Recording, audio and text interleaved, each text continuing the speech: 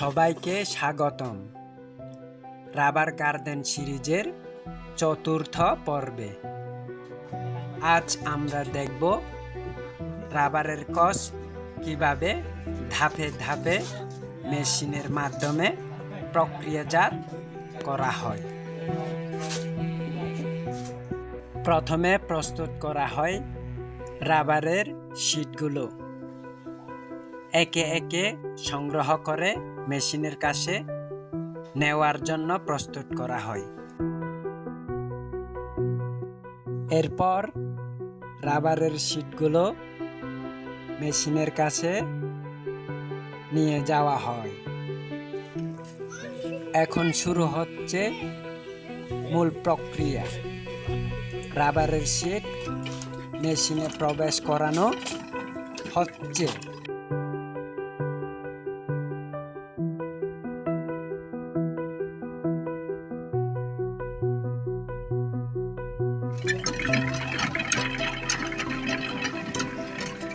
এই মেশিনের চাপায় রাবারের শীটকে আরও সমান ও ব্যবহার উপযোগী করে তোলে।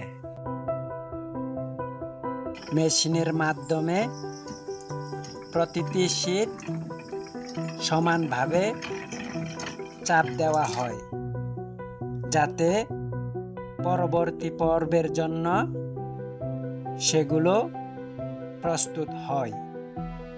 প্রতিটি শীট একই প্রক্রিয়ার মধ্য দিয়ে যায়।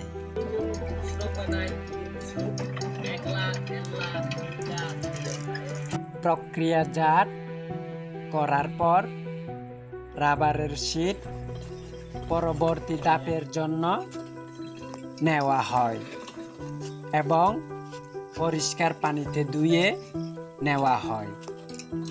এর মাধ্যমে আজকের প্রক্রিয়ার এই ধাপটি সম্পন্ন হয়।